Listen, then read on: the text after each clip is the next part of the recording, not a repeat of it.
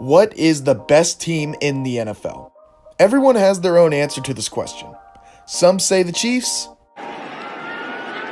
Holmes gets away before the hit. What a catch! Others say the Bucs. Brady deep down the middle for Evans. Inside the 30 of Carolina, and Mike Evans is down to the 21. Some even throw in the Packers. Rodgers on the move. End zone for Adams. He's got it. Touchdown, Packers! But I've always been more interested in answering where everyone else ranks. And after a couple days of thinking, I created a system with the help of the Bottom Line Views player rankings and ranked all 32 NFL teams from order 32 to 1. Today, I'll be making the case for the 2021 New York Jets for the 26th best team in the NFL.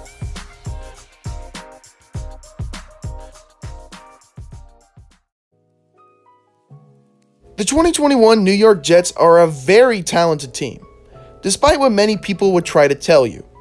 Even in 2020, I think they had a pretty good talent pool. They literally, and I mean literally, just had the worst coaching staff in the NFL. This team is incredibly young, and in my opinion has a very bright future. I mean, on offense, they got a lot of young players with a lot of upside. You think about Zach Wilson, you think about Corey Davis, you think about Elijah Moore, you think about Michael Carter, you think about Mekhi Becton. It's just filled with young talent. This entire roster, especially on offense, is just filled with young players, and I love to see that as someone who's looking to perspective of building for the future. This is their first year of the rebuild period after their atrocious 2020 year. And, well, I think highly of this offense considering what they were last year. Zach Wilson, pretty good quarterback. I think he's going to be very good potentially this year. I would look out for him in fantasy potentially if these offensive weapons develop along with him. Zach Wilson is Mitch's number one ranked rookie quarterback in his rankings, its quarterback rankings, and it's easy to see why for me. He's a stud. Not much to say there. He's a stud, and I think he's going to be very good for this organization for a very long time. Let's talk about their tight end, Chris Herndon. He's okay. Nothing crazy. He's just a pretty solid pass option for Zach Wilson for this team. The 20th ranked O-line. Now, this one's a little interesting because their offensive line is actually very solid. No one really talks about it. You think about Mekhi Becton, one of the best young tackles in the NFL. You think about Elijah Vera Tucker, he was a top guard in this year's draft, and I think he's going to be very good for this team. He's day one starter. You think about McGovern, their center, not too great in pass coverage or pass blocking, but pretty good in run blocking. He's a pretty solid option altogether. You think about Morgan Moses, a very solid right tackle. It's just very solid O-line. All across the board, young talent, young players that are going to be better or going to be good next year. Okay, so the main reason this offense wasn't ranked very high was because their skill positions weren't ranked very high at all because, well, they don't have a very good receiving core, and it's young, and it can be good, but it's just not that good.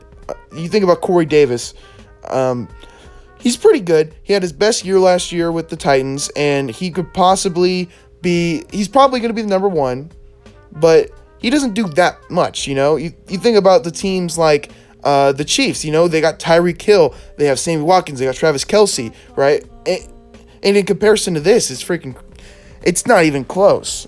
There's just so many good skill positions nowadays that having Corey Davis as your number one isn't exactly flattering. You think about Elijah Moore, the rookie. I'm very high on him. I think he's going to be very good. I've heard he's doing very good in camp too. Just look out for that guy. He's going to be good. Unranked, Michael Carter, the running back for the Jets. I think he's going to be day one starter because I think Tevin Coleman is one of the worst running backs in the NFL that has a job at this point. I think he sucks as partly a Niner fan. He is just, I don't even want to get into it. But Michael Carter, I think he's going to be solid. I think he's going to be okay for this team, especially behind this really good O-line, this really young O-line.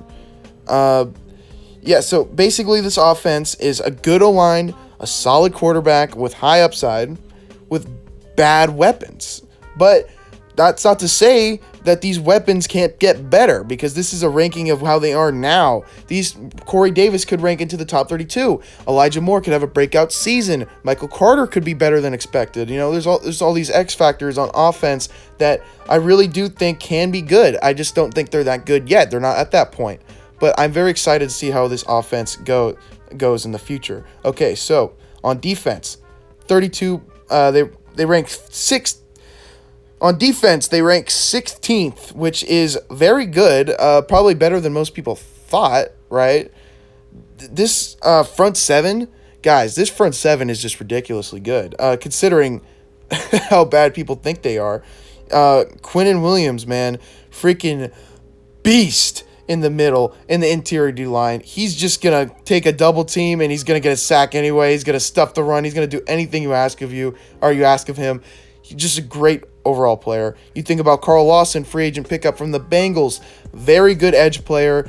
I'm very excited to see what he does for this team, especially complemented with Quinnen Williams, which he didn't have a great deal front seven in Cincinnati like he has now in New York or New Jersey, whatever. But yeah, very good edge, Carl Lawson. John Franklin Myers, another ranked D lineman. They have 2 top 20 D linemen on this freaking team. One of them in top 12. I mean, that's ridiculous. That's awesome. The front 4, can't say enough about it. It's great. You think about the front 7 in general. You got C.J. Mosley coming off of, what was it? He declined this year, something like that.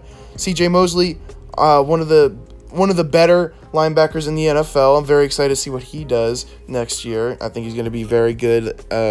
He should be good, but you never know with these guys who miss time. But yeah, this front 7 is just really freaking good. It's top 10 for sure, in my opinion. There's no reason it shouldn't be good. Now, onto the safety core. You got Marcus May, one of the best corners in the NFL, top 10. People thought Jamal Adams, when he left, there was going to be a hole there. Nope, Marcus May is a freaking stud. He doesn't even matter. He's basically their number 1 cornerback at this point. He's their best coverage guy on this team for sure. Ashton Davis, their second free safety, or their next safety, I meant to say. He's pretty okay. I think he's okay. I don't think he's anything crazy, but I think he's better than people probably think of him. And you think about LaMarcus Joyner, the third safety. As a Raider fan, that guy disappointed really bad because we put him in the slot for some reason. But this guy's getting put back at his natural position where he was in LA at free safety, or he's playing strong safety, I think. I don't know. Either one. It's just the better fit, in my opinion. I think he has a lot of upside for this team. I think he can even replace Ashton Davis if he goes out pretty good. I think he's going to be pretty good for this team if what he was in LA replicates. Okay, so here's the main problem with this defense. I just named off all these great players, all these big names, and you're probably thinking, well, why isn't this defense top 10? Well, their cornerback core freaking sucks, guys. I mean, Bryce Hall is your number 1 cornerback. I think that's who he is. I'm not sure. I didn't look into it that much, but yeah, I looked at their cornerback core, and it's just really bad. I mean, they don't have anyone who is even that good. Like I said, Marcus May is their number 1 corner, basically. It's kind of a joke. It's kind of a meme, honestly. But yeah, this cornerback group is just not good. It's just not good, and you can't have that in today's NFL, especially. Cornerbacks were the second, I think, second heaviest ranked position in these rankings. So if you don't have good corners, you're not going to have as good of a defense as you probably should in these rankings. All right, so in general, they have a great front 7. Can't say enough about it. Awful corners. Lamar Jackson's like their number 3 or something. Not Lamar Jackson, the running back and the quarterback, not running back. He's awesome. Don't quote me on that. And solid safeties. I'd say a very good safety, but after that, it's not that good. But yeah, secondary isn't great. Front 7 is, basically. So, for this week's What If segment, what if Zach Wilson pulls a Justin Herbert in his top 10 quarterback, which I am very confident he is very capable of being, because I love Zach Wilson, and I think he's my favorite He's not my favorite quarterback, but he's my number one cornerback, along with Mitch's, in this year's draft class. And I think he has the possibility of being top 10, and I'm not sure he's going to do that. I don't think he's going to, just based on, like, you know, probability. But I think there's a good chance he's like top 15 at the end of the year. I think we're talking about him like we talked about Justin Herbert last year, to be honest. So along with that, Corey Davis would probably become a top 25 receiver as well, because, you know, quarterback helps the receiver. And so I calculated it, and the offense ranked 45 points, tied for 15th with, I don't remember who it was, but it was a pretty good offense. And yeah, you go from the 25th ranked offense to the 15th ranked offense. I mean, that's no surprise. At this point, you have pretty good receiving core, great quarterback.